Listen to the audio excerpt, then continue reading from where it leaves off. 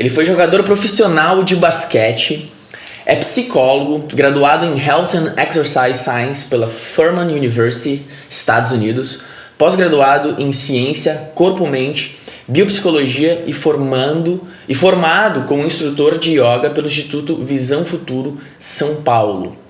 Trabalha com cura reconectiva, EMF Balancing Technique, grupos de autoconhecimento, ondas, reconexão, reflexos, yoga e meditação.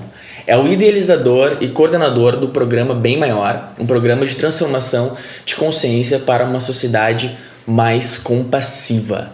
Seja muito bem-vindo ao Demasiado Humano, Guilherme Barros da Luz, ou Guilherme Luz, que eu já ia chamar, mas é muito legal estar aqui contigo e poder falar da tua trajetória, da tua história e também de todos esses teus projetos que são bem bacanas. Eu agradeço o convite de estar participando aqui, né? É sempre um prazer poder compartilhar algum tipo de experiência, né? Porque a gente sempre aprende, tanto quando compartilha ou quanto escuta. Então é um processo de aprendizado assim eterno, de evolução pessoal. Então eu agradeço essa oportunidade de alguma forma estar compartilhando e recebendo ao mesmo tempo. Que legal, que legal. Essa é uma das razões por eu ter o podcast, que eu aprendo bastante com os meus entrevistados, né? Tem uma troca bacana, isso é uma das minhas satisfações aqui. Bom, Guilherme, você tem já uma trilha bem grande no mundo aí do autoconhecimento, da psicologia, mas eu fiquei curioso primeiro com na tua história, o basquete, né? O esporte na tua história. Eu adoro o esporte, eu acho que o esporte é muito legal em todos os sentidos. Eu gostaria que você contasse um pouquinho, né? Você chegou a ser jogador profissional de basquete, é isso? Sim, eu brinco com meus amigos, né? Com meus familiares, é como se eu tivesse já 2 encarnações numa encarnação só. Então, minha primeira encarnação, digamos assim, nessa vida mesmo, eu jogava basquete profissionalmente. Eu comecei jogando numa escolinha de basquete, Celso Scarpini, aqui em Porto Alegre, que foi um ex-jogador da seleção também. E posteriormente eu recebi o convite para jogar na Sojipa. Aí jogando na Sojipa, eu fui para a seleção gaúcha, seleção brasileira, e recebi convite para ir jogar em São Paulo. Na época, o Franca Basquetebol Clube era um dos melhores clubes do Brasil, com o técnico de seleção brasileira, que era o Hélio Rubens. Sim. Me contrataram para jogar lá com 15 anos. Então, eu joguei lá, dos 15 anos eu já atuava no profissional, dos 15 aos 19. E aí fui para a seleção paulista, seleção brasileira novamente, e minha primeira seleção adulta profissional foi com 19 anos, brasileira. E aí eu fui para a seleção, alguns clubes me viram de outros países, mas eu sempre tinha um sonho de jogar o campeonato universitário americano. Sim. Então eu recebi um convite, uma bolsa para jogar lá, recebi o convite de algumas universidades, né? Mas no fim, jogando pela seleção, eu achei que uma seria melhor, que era a Furman University, pela academia, porque era muito forte academicamente, e ao mesmo tempo teria a oportunidade de eu jogar bastante numa universidade de primeira divisão. Então eu fiquei 4 anos jogando lá. Que legal. Né? Então, essa foi uma parte muito boa, um crescimento, experiência de vida inigualável. Né? E aí, posteriormente, quando eu terminei o universitário, eu tive a oportunidade e alguns chamados para algumas equipes de NBA para fazer alguns treinos. Olha só. E acabei me machucando, voltei para o Brasil para tratar o tornozelo, até tive que pedir dispensa da seleção brasileira, que eu tinha sido convocado nesse ano. E até nessa dispensa da seleção brasileira, quem foi convocado no meu lugar foi o Marcelinho Huertas, que hoje é quem joga no Lakers, né? E é o atual armador da seleção. E aí eu acabei assinando para jogar na Itália. Tinha algumas propostas de Líbano, outros clubes da Itália, da Espanha, mas eu achei que jogando na primeira divisão da Itália seria muito bom para mim, para os objetivos que eu tinha. Acabei ficando na Itália um período, não me adaptei muito bem e resolvi voltar para o Brasil. Voltei para o Brasil, né, e novamente consegui um certo destaque, indo para a equipe também do Paulistano. A gente estava em primeiro do Paulista e aí eu comecei a sofrer algumas lesões de joelho. Sim. Né? Então, isso começou a me trazer um questionamento maior sobre a vida. Então, muitas coisas de espiritualidade, de autoconhecimento caíam na minha mão antes. E eu utilizava para o esporte, para a performance do esporte, para o trabalho mental, para ser um melhor atleta, desde pra melhorar meditação. a própria performance. Sim, melhorar a performance, ganhar títulos, ser melhor, algo muito num desejo de querer só para mim, muito individual, num objetivo muito individual, que não vou tirar o mérito disso, no momento foi necessário, né?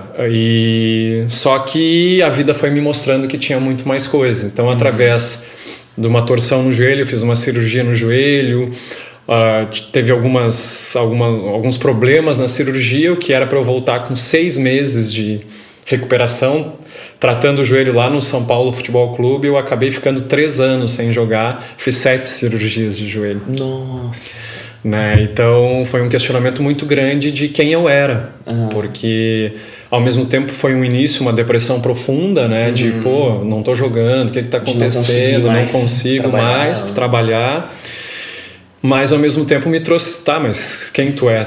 Quem é o Guilherme? O Guilherme é o quê? Jogador de basquete? Não, o Guilherme é muito mais que um jogador de basquete, muito mais não no sentido de melhor, há outras dimensões no ser do Guilherme que tem que ser olhadas. Então, quando eu machuquei a primeira vez, para mim tinha sido a pior coisa que tinha acontecido no mundo. Só que com o tempo, posteriormente, eu pude perceber que foi a melhor coisa que aconteceu comigo, porque me abriu para outras dimensões da existência e da minha própria realidade. Então, eu voltei a jogar, joguei uma temporada por Franca, o primeiro NBB, né, que foi o primeiro contrato com as maiores emissoras de TV, se não me engano era Globo até. Que ano que foi esse primeiro? 2008, acho. Temporada 2008, 2009. Foi a minha última temporada. E aí eu tinha dor no joelho, tinha dor no quadril. Compensando no quadril, eu resolvi parar de jogar. Aí entrou um mergulho maior ainda na minha vida. Então eu comecei a ler muito mais, a meditar muito mais. Então começaram a cair algumas identificações que eu tinha com relação a mim mesmo. E automaticamente o que eu percebia que a sociedade tinha como em si. Sim. Então são vários muros que a gente cria com relação à nossa essência e muros que são criados entre as pessoas através de hábitos, de algo que eu chamo muito, e não vem de mim, mas vem de Pierre Weil, entre outros, que é a normose. Sim. Roberto Crema, que é aquela, entre aspas, doença de ser normal. Então, o boi vai lá, ele vai pastar naquela grama, vai toda boiada pastar naquela grama. E vai feliz, achando que tá bem. E no fim, não é o que a tua alma quer. E aquilo vai te trazendo algum tipo de sofrimento interno, algum tipo de doença. Isso a gente vê na sociedade como um todo. Né? Eu ainda rezo, digamos assim, para um dia que a psicologia perceba que a maior doença mental do ser humano é a desconexão com si próprio, ou seja, desconexão com a sua camada espiritual, que é de onde origina todas as outras camadas do ser. Hoje se fala na Organização Mundial de Saúde o ser como um multifacetado, com a parte de fisiológica, mental, emocional, espiritual, biopsicossocial, etc., né? Mas existe uma origem de onde brota tudo isso. Existe uma dimensão, digamos assim, de que ela é mais sutil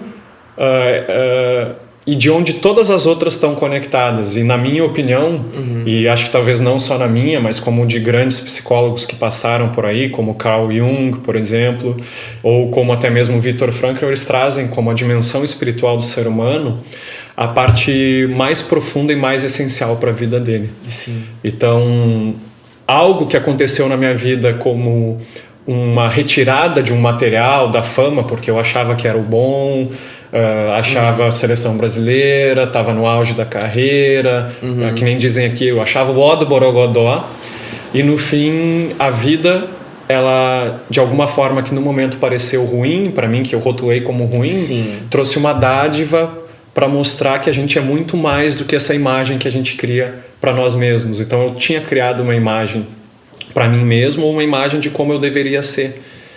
Então eu comecei a perceber que na verdade a vida queria muito mais de mim do que só aquilo. Não só a vida, mas a minha alma queria muito mais do que só aquilo. Que legal. Então abriu dimensões inimagináveis dentro de mim e fora de mim. Então, acho que foi mais ou menos essa trajetória, né? Então, foi um mergulho maior em meditação, em estudo. Aí eu entrei na psicologia também, me formei em psicologia, mas vendo bem e estudando todas as facetas da psicologia também, que existem várias linhas e cada linha ela acaba atuando num nível de consciência do ser humano, né? Mas sabendo que a psicologia ocidental, principalmente, ela tem os seus limites. E para além da psicologia ocidental tem um universo. Sim. Então eu comecei a mergulhar muito mais nesse universo. Que bacana. Então, mas o curso que você fez na universidade foi na Carolina do Sul, é isso? Na Carolina do Sul, Furman University, eu fiz Health and Exercise Science, que seria a ciência da saúde e do exercício. Sim. Validada no Brasil como educação física bacharelado, mas não é exatamente isso. Mas foi onde mais as cadeiras bateram, Sim, né, as sim. disciplinas. Então, digamos, eu sou um profissional da saúde aqui também, no sentido de saúde de exercício físico e promoção, né? Mas lá ela é muito direcionada à performance de atletas... De alto rendimento e até mesmo não só alto rendimento, né? Mas como de promoção de saúde em geral. E entram também em políticas de saúde mais ligada à atividade física mesmo, que era no momento era o meu interesse, né? Porque eu jogava basquete, achava que um dia viraria técnico, tinha oportunidades para virar técnico, e no fim eu percebi que talvez a minha alma queria outra coisa diferente. Então eu comecei a escutar essa voz interna do coração. Então foi, acho que o maior segredo que eu falo até mesmo nos workshops do programa Meu Maior é a felicidade, ela não vem, nada vem de fora, realmente. A felicidade está sempre dentro de ti. Só que enquanto tu não escutar essa voz interna, essa voz do coração, tu vai estar sempre à margem de ti mesmo, ou seja, às margens da tua própria felicidade. É como se tu tivesse num dia de calor, 40 graus, num deserto, e aí tu chega, tem ali um oásis, tu vê um baita de um rio gelado, e tu fica caminhando na volta, feliz porque os outros estão nadando na piscina. Então chega um momento que tu tem que mergulhar e sentir as águas por ti mesmo, o teu ser sentir esse êxtase interno e realização do porquê que tu tá aqui e com o que tu tá fazendo. Sim. Isso é fundamental, essa questão do sentido da vida, né? O Viktor Franklin, no famoso livro dele.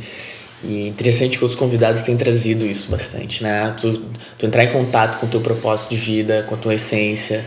E é um processo também que não é muito simples, né? As pessoas têm que ter coragem, às vezes, para assumir. Isso tem acontecido muito hoje em dia. As pessoas têm havido essa mudança de curso, de profissão. As pessoas têm buscado outras alternativas, o que é muito bom, né? E como é que foi para ti, assim? Foi esses...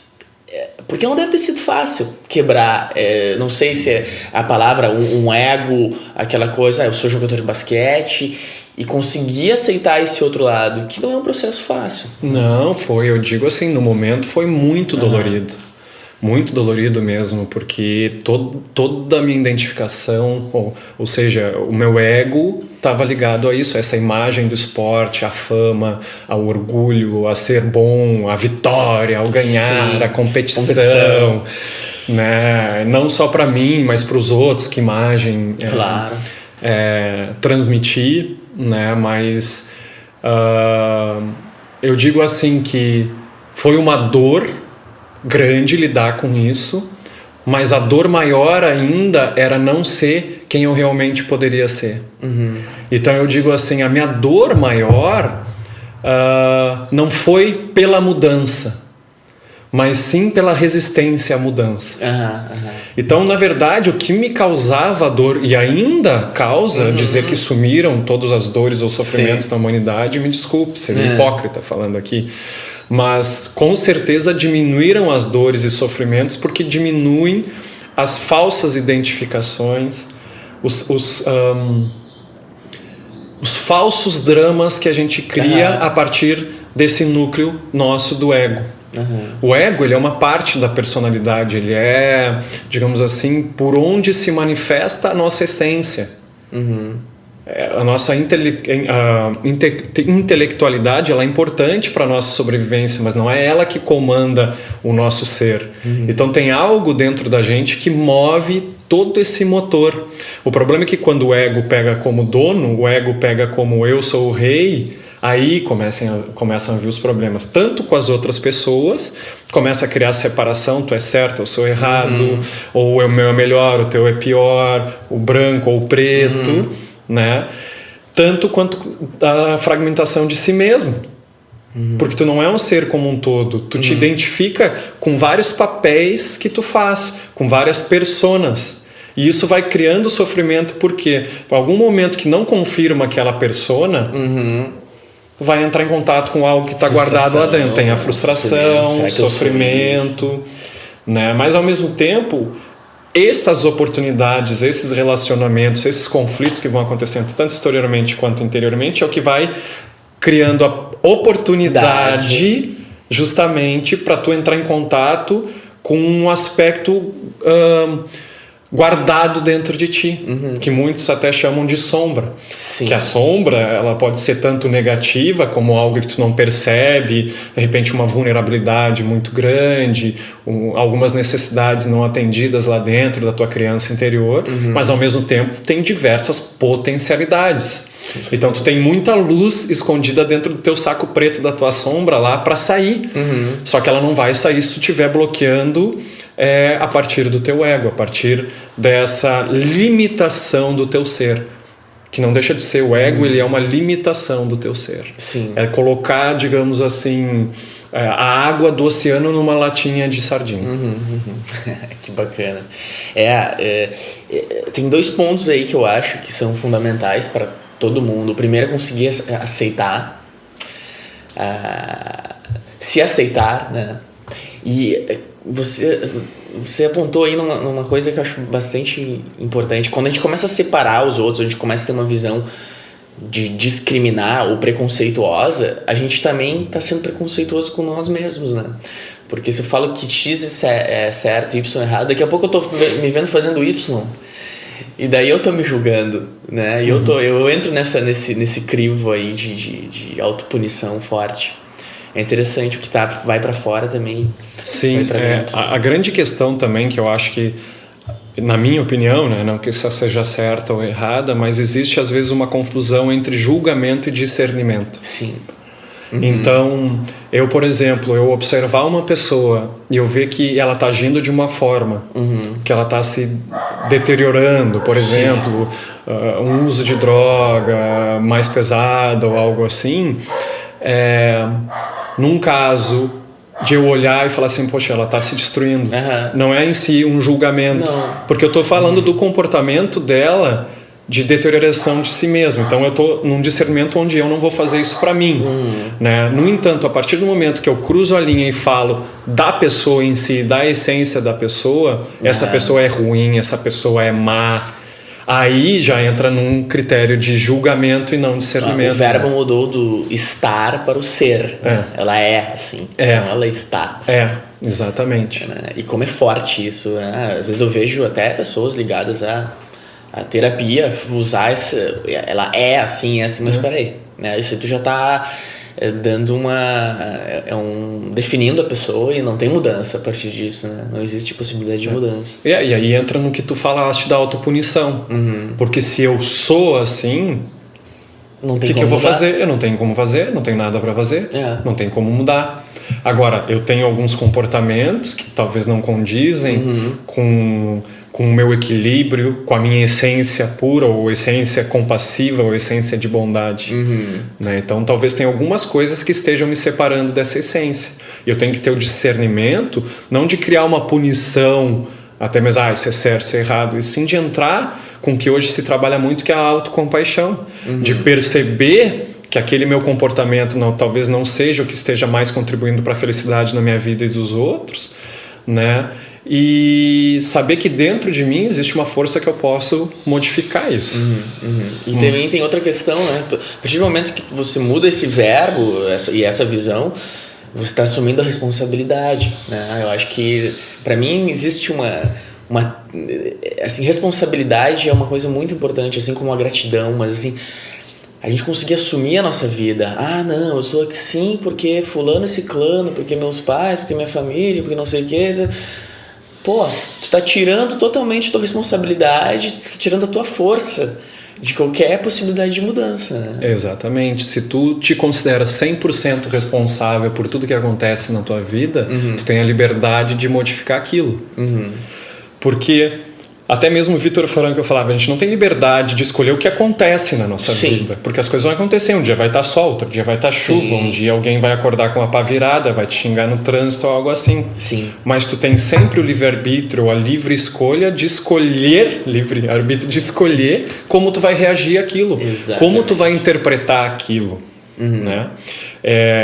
Trazendo aí alguns princípios do Oriente com relação a essa responsabilidade, essa autorresponsabilidade por tudo que acontece na nossa vida, né? Eles já declaravam há milênios que a gente, consciente ou não, a gente é 100% responsável por tudo que acontece. Pela cocriação, ou seja, a vibração que a gente emana para o universo, tu está recebendo de volta. Então aquele negócio que tu faz por outros vai voltar para ti.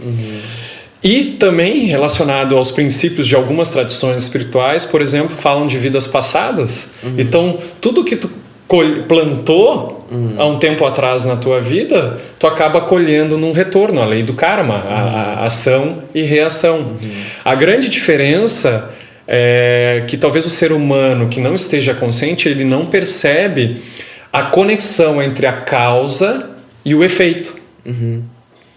Então, digamos assim, é o tempo. Essa é a existência do tempo. O tempo é que, de alguma forma, não nos permite perceber a ligação entre a causa e o efeito, porque existe um espaço entre a atuação e a reação. Porque se fosse no momento, tipo, aconteceu, pá, já tem a reação, se fosse um condicionamento ali, a gente não teria o livre-arbítrio. Né? Sim. Também. Então é muito do que essas tradições trazem. Tu plantou tudo que tu está colhendo, tu escolheu tudo que tu está vivendo como lição de vida, né? E tu está emanando uma vibração. Isso é um princípio das leis da física, da ressonância. Física quântica, o que tu emana para o universo ele vai ressoar contigo e vai trazer algo ligado a isso. Então, sim, nós somos 100% responsáveis por tudo. Por tudo. É impressionante, a gente estava conversando aqui antes sobre pesquisas que existem relacionado a isso, a vibração que a gente faz, né? Tem pesquisas super simples que a pessoa lá fica falando para um pé de feijão, falando palavras positivas, e para um outro uma palavra e coisas negativas diariamente, e depois tu vê o resultado, enquanto aquele que foi emanado com coisas boas cresceu, tá forte, o outro já tá mais deteriorado e tudo mais, né? É incrível como estão fazendo pesquisas nesse sentido. Eu começo a pensar, bom, se com um pé de feijão isso acontece, imagina com nós. Num programa bem maior, no segundo módulo, a gente fala muito sobre o poder do nosso pensamento e da nossa intenção. E o que tu trouxeste, tem pesquisas e pesquisas demonstrando, tanto em plantas mesmo, quanto na água, principalmente modificar a molécula da água, dependendo da intenção ou pensamento que tu coloca nela. Então tu imagina numa água num pote, ela transforma o nosso corpo, ele é, sei lá, 80% água.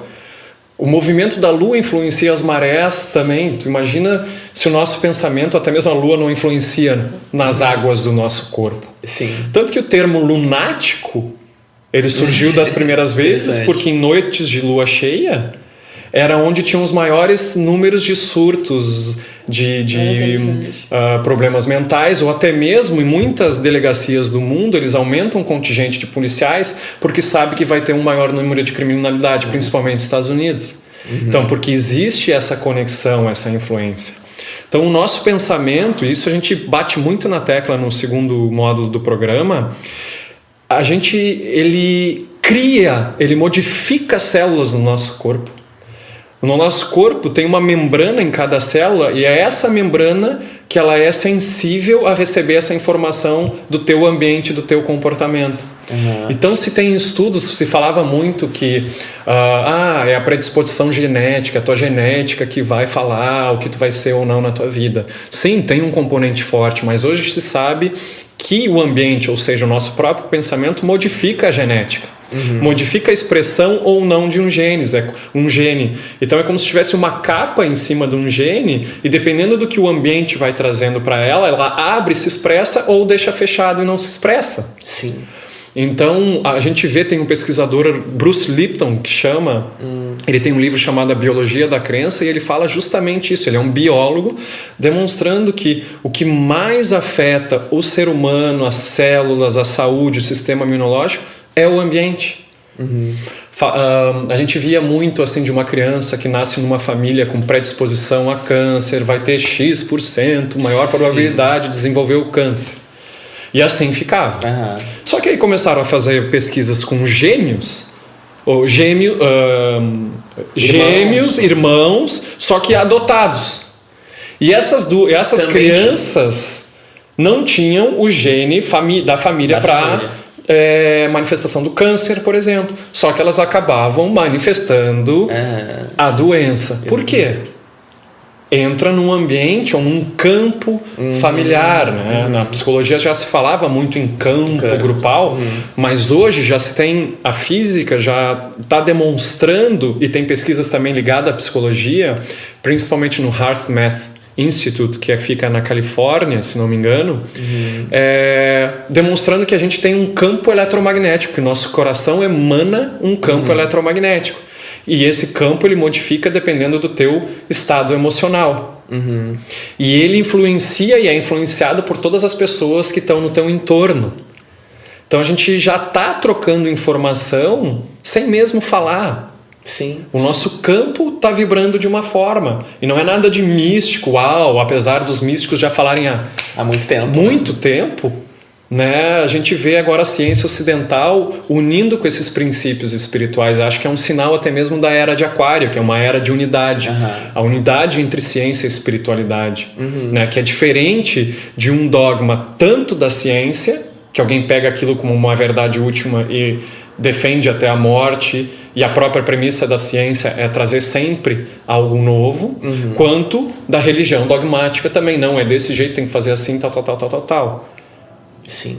Isso acaba criando um muro de separação, porque tu defende identificações e não o próprio princípio por trás, que da ciência é descobrir uma verdade que está talvez para além da consciência linear e racional do ser humano, né? Quanto até mesmo da religião dogmática.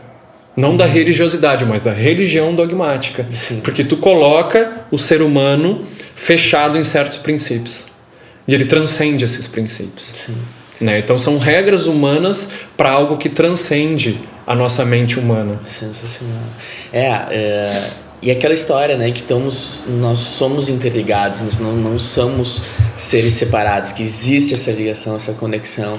E eu acho que às vezes é um dos grandes problemas quando a pessoa está depressiva, essa ideia de que eu sou sozinho, que eu sou separado, que eu não faço parte de um todo, que eu estou isolado. E não, a gente tá tudo interligado de alguma maneira, né? Então, assim, às vezes as pessoas... essa visão até é positiva até nesse sentido de saber, não, eu faço parte de um todo aqui.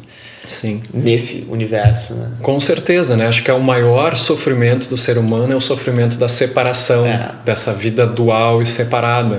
Que no fundo a gente busca essa unificação interna de si mesmo, e quando tu te unifica contigo, tu tá unificado com o todo. Tu tá unificado e te sentindo pertencente, parte desse todo. Porque o todo se manifesta como tu também. Né? Não dá para dizer assim, no meu braço eu tenho uma célula, no meu braço não, essa célula não é eu. Essa célula não é o Guilherme. Não tem como. Faz parte. Faz parte de um todo. A gente vê que o planeta ele é um organismo que responde ao ser humano, que faz parte do ser humano. Hoje se tem pesquisas também que a rede magnética do planeta, eletromagnética do planeta, responde aos pensamentos do ser humano. Ao tipo de evento coletivo causa um tipo de interferência na frequência eletromagnética do planeta. Então, a gente veio de pesquisas onde o nosso campo influencia um ou outro, onde nós estamos também conectados por um chamado campo quântico, e hoje a ciência também fala do campo quântico, A gente percebendo que as coisas brotam desse campo quântico, que na essência nós todos estamos conectados, Sim. mas o que cria realmente essa separatividade é a consciência humana, ou seja, a consciência não no sentido da consciência egóica humana. Sensacional. Coisa boa que essas novas visões estão aflorando e aparecendo. Me parece que a gente está numa fase de transição, assim, que tem muita coisa bacana surgindo. E eu sou muito a favor que a ciência chegue cada vez mais perto disso, né? Guilherme, eu gostaria que você falasse um pouco desse programa, né, que você coordena, idealizou, Bem Maior. Que, assim, primeiro, assim, qual é o objetivo, qual é o princípio desse programa, qual é a ideia, e depois, né, com quem que pode ser aplicado, onde vocês aplicam, e quais são os módulos. Você falou do segundo módulo já, né? Sim, o programa Bem Maior, ele foi criado, o próprio nome já diz, né, para um bem maior. E o bem maior é para que a sociedade se torne mais pacífica e compassiva. Né? Acho que relevando tudo que a gente falou antes aqui, percebendo essa conexão tanto com as outras pessoas quanto com a Terra, com esse campo que nos conecta, né? A gente percebe a importância da mudança pessoal.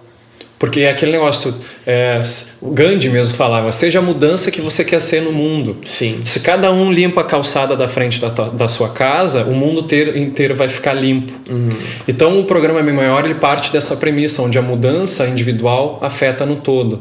Então se cada célula do corpo humano estiver num estado de saúde, o corpo como um todo ele vai estar funcionando como uma máquina mais saudável. Então, o objetivo do programa Bem Maior é transformar a consciência do indivíduo para trazer uma vida com mais sentido, para que ele veja essa não separação, veja que ele é parte desse todo. Então, naturalmente, se tornar mais empática, mais compassiva e, naturalmente, a paz vem. Porque se tu te respeita, tu respeita o próximo, não vai ter guerra, não vai ter briga, né? E mesmo se há alguma discussão, há um respeito da essência do outro ser. Há um respeito nele. Então o programa Bem Maior, ele é um programa que envolve um módulo introdutório falando sobre a felicidade e o que as pesquisas científicas dizem a respeito do que nos faz feliz ou não, e também trazendo as sugestões das maiores universidades americanas de Harvard, Stanford, Yale, entre outras, para primeiro se lidar com o estresse e transformar a tua vida mais plena, mais cheia de sentido. Então a gente fez um programa, né? No caso sou eu e mais duas pessoas, uma outra psicóloga, Fernanda Miller, e a Silvia Mancilha, que faz parte de comunicação. Nós criamos um programa onde a gente vai passo a passo fazendo com que o ser entre em contato com essa parte mais compassiva dentro dele. Então, um primeiro módulo é um módulo de redução do estresse, redução e administração do estresse, onde a pessoa ela aprende a fisiologia do corpo e que ferramentas ela pode utilizar para se equilibrar pessoalmente, porque é muito difícil tu começar a entrar em contato com o teu coração, tu respeitar a outra pessoa, tu saber o que tu realmente quer, tu ter sentido da vida, se tu tá numa agitação completa na tua vida, tanto química do corpo quanto mental, porque uma tá influenciando a outra, uma coisa não tá separada da outra, né? Então a gente trabalha nesse sentido e também trabalha com estresse psicológico, que na verdade é o que acarreta a maioria das coisas e a maioria do sofrimento com relação a isso. Então a gente começa pela pontinha do iceberg. Né? Então a pessoa entrando num estado de maior equilíbrio. E através de que técnicas? Meditação? Então, aí a gente traz. É interessante como a ciência ocidental está percebendo que o Oriente trazia muitos ensinamentos preciosíssimos. Né? Então a gente pegou as recomendações de Harvard e eles trazem tudo o que as tradições orientais falavam, desde meditação, posturas, movimentos de yoga como tai chi, para reduzir o estresse, relaxamentos profundos, respiração diafragmática, vários tipos de técnicas de meditação, o próprio sorriso, né? Então tem a conexão social, o propósito de vida, a alimentação, a qualidade do sono,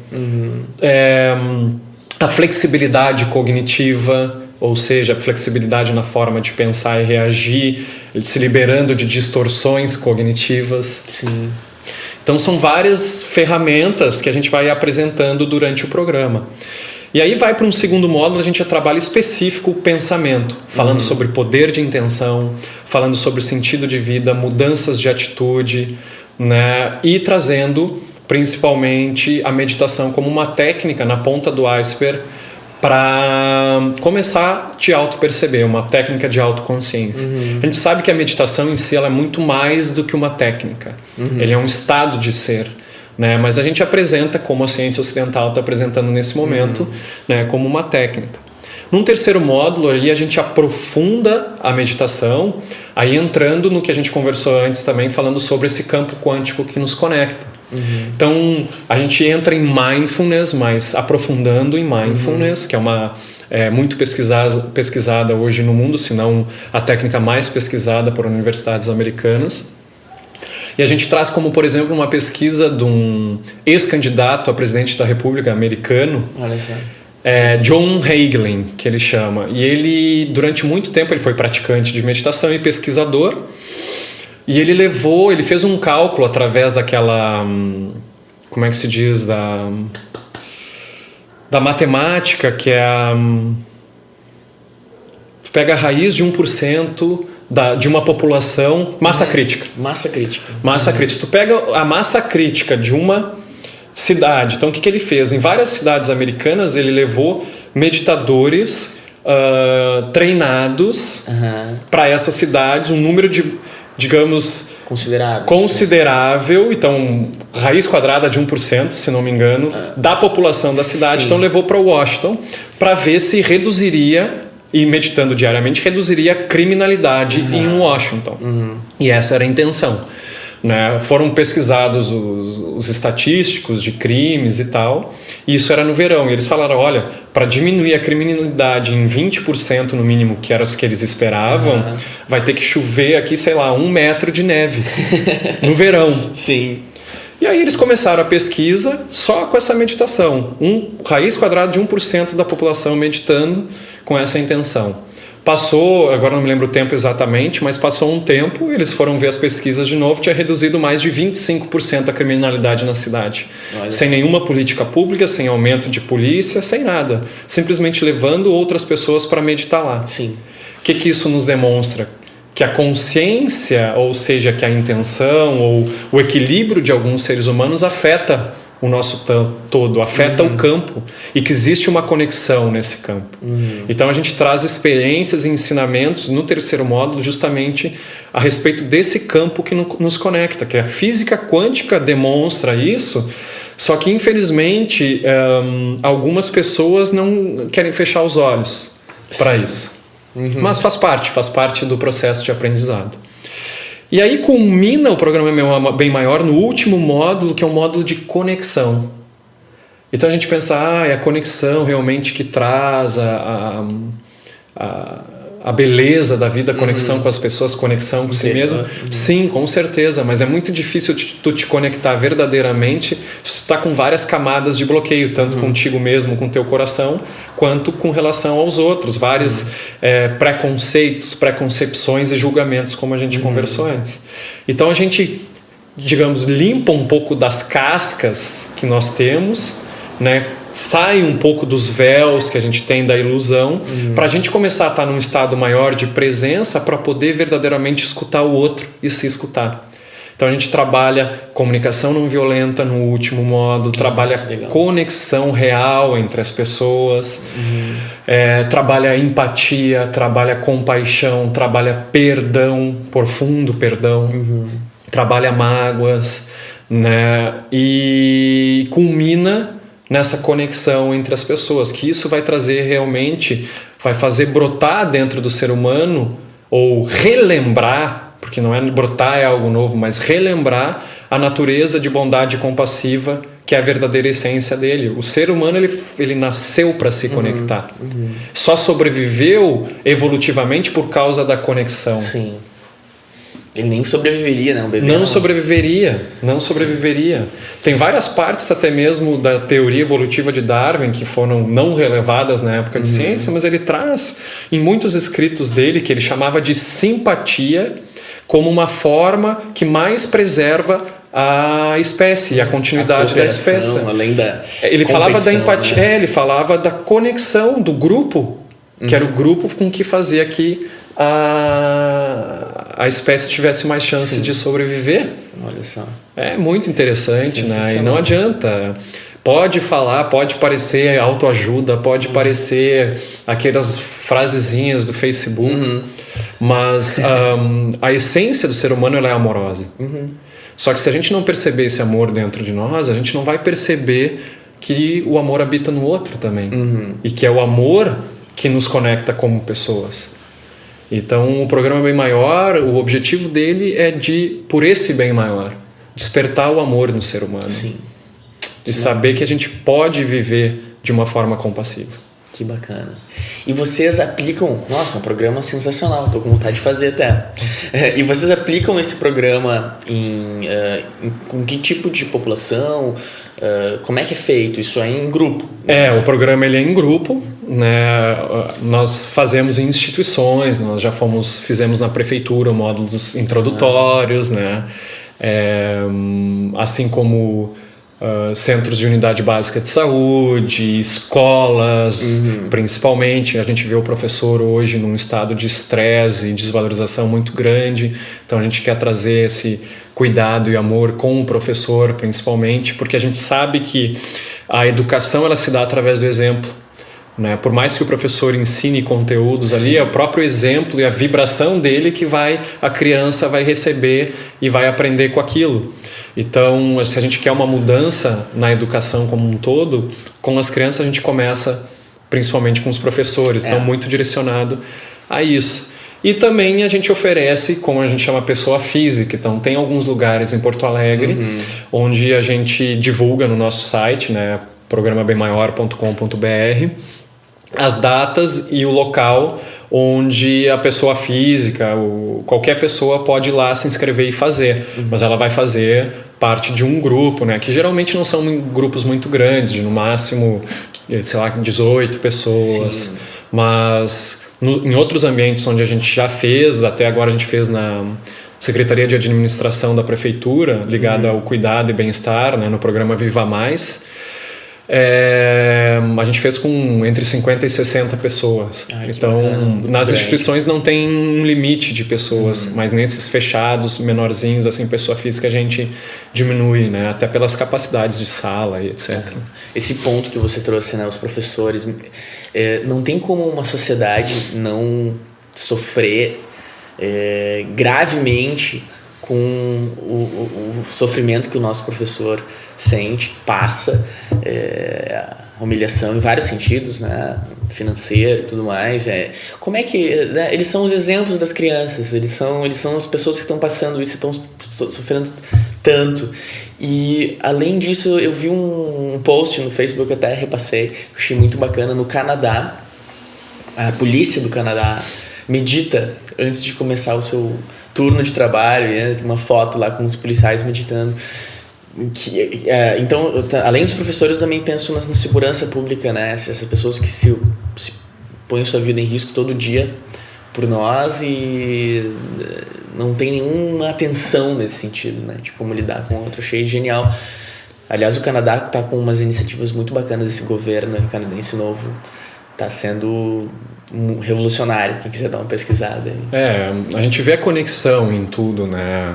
Eu particularmente defendo muito que o maior investimento e a maior transformação mesmo na nossa sociedade só pode ocorrer através da educação. Enquanto a educação não for valorizada e não for transformada de uma educação do ter para uma educação para o ser, exatamente, também não tem vai essa existir a transformação. Então, quando o professor ainda for considerado como uma simples profissão, não vai haver transformação. Como um simples passar conhecimento, né, ou passar informação.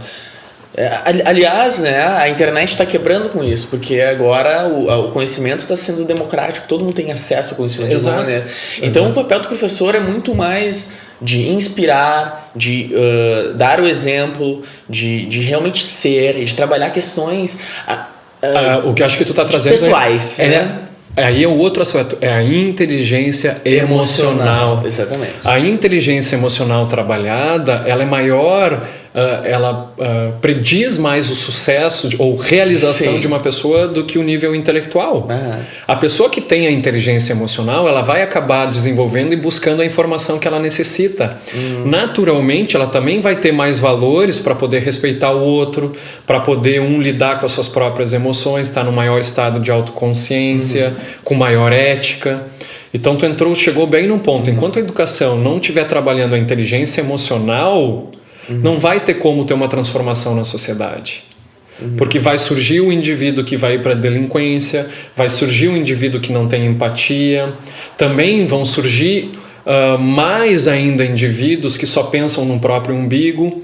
Isso acaba acarretando num extremo, por exemplo, políticos que levam milhões para si, ou num extremo mais perto, onde há um furto de carteira na rua. E tá tudo ligado. E tá tudo ligado. Dizem que o maior ato de revolução de um pobre é estudar. E isso não fui eu que disse, agora não me lembro se foi Paulo Freire ou quem for, posso estar falando besteira aqui. Mas o que eu quero dizer num sentido assim, para quem domina e para quem quer manter o controle, não é interessante ser valorizada a educação. Então, se a gente for ver agora, por exemplo, no próprio plano, nos últimos governos que teve, os maiores cortes que aconteceram foram na área de educação e saúde, principalmente, sendo que outras áreas aumentam. Então, como é que tu me diz? Isso não é desvalorizar a profissão de alguns funcionários públicos ou até mesmo de tribunais, etc., judiciário, e são muito necessários, extremamente importantes na vida. E até mesmo jogadores de futebol, por exemplo, que às vezes não se fala muito, né? Ou esportistas como um todo, a gente vê recebendo milhões e o professor que está aqui com salário atrasado, parcelado, não sendo valorizado, sendo que todos os ramos da sociedade passam por um professor. É um absurdo, né? É um absurdo. Que interesse é esse, né? Qual é o interesse por trás disso? Além disso, eu também já falei aqui num outro bate-papo, assim, a meditação a gente sabe que traz muitos benefícios, né? Mas será que quem que teria interesse que isso não fosse espalhado? Né? Tipo, a gente começa a pensar, a gente começa aquelas teorias conspiratórias, começa a pensar na indústria farmacêutica, começa a pensar depois começa a pensar na indústria armamentista, né? Então tem interesses por trás que algumas coisas não sejam espalhadas, que uma consciência não seja espalhada aí por esse mundo, que as pessoas fiquem nessa boiada mesmo, né? Exatamente, quanto menos consciência a pessoa tem, quanto menos ferramentas de percepção da realidade ela tem, mais ela é consumista, ela é controlável, ela é manipulável. Então tu simplesmente controla a partir do teu interesse pessoal. E o interesse de muitos lados e muitas pessoas, infelizmente muitas que comandam o nosso país ou comandam muitas das instituições, é o interesse de enriquecer a si próprio, é seu próprio umbigo, voltando para um dos maiores problemas da sociedade, que é simplesmente o desejo de receber somente para si mesmo. Ou seja, que nas tradições orientais sempre falavam, em tradições ocidentais, que é o seu próprio umbigo. Teu umbigo é o centro do universo, tu só quer saber de aumentar isso, só que isso não tem fim, é infinito.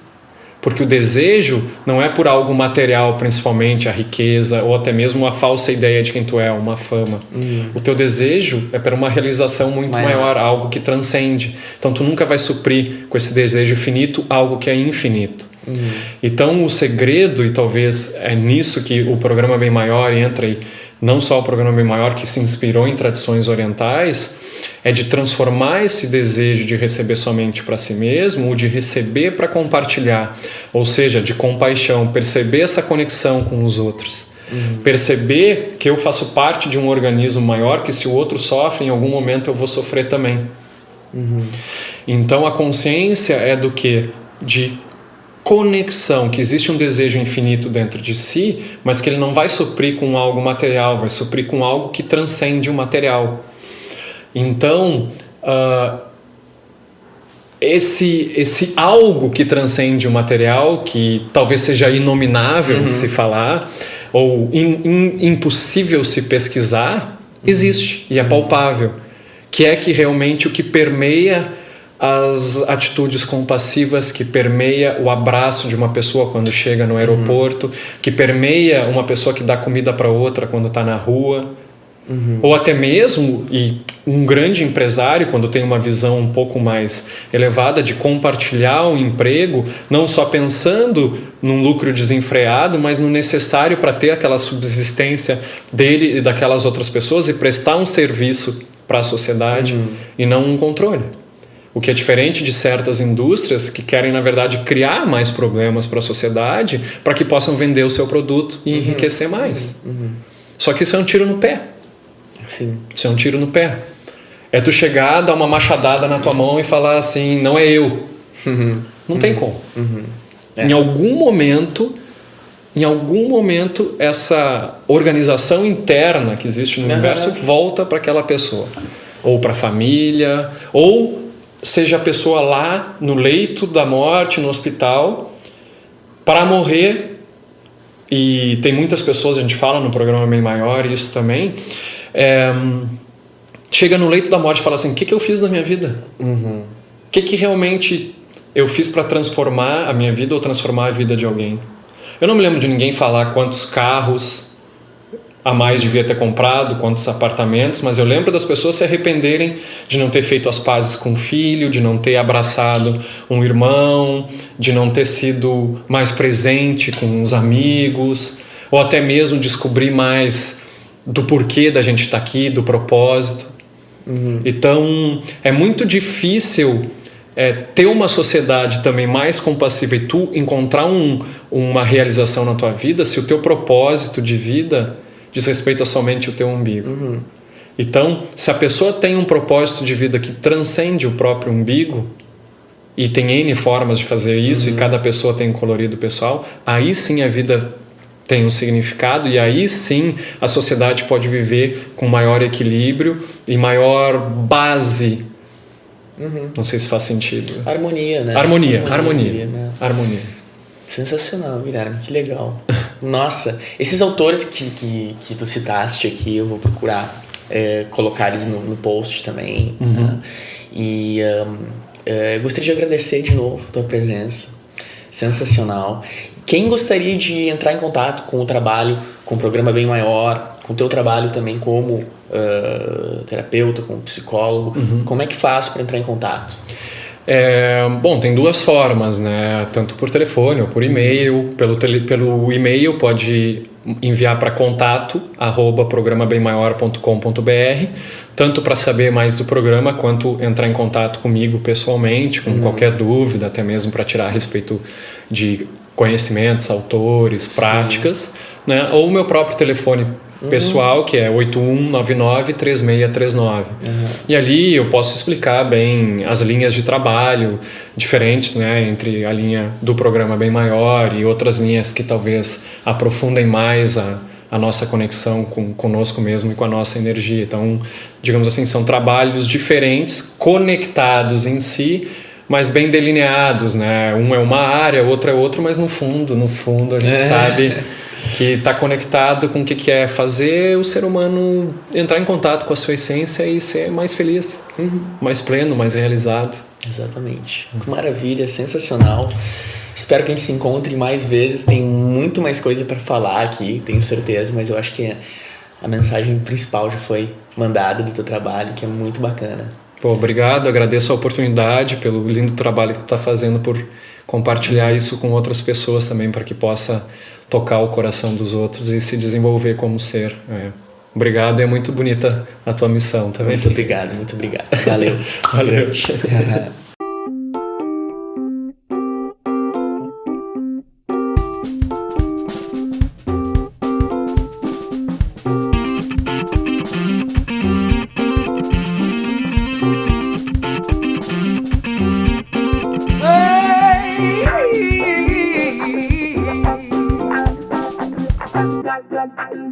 Hey.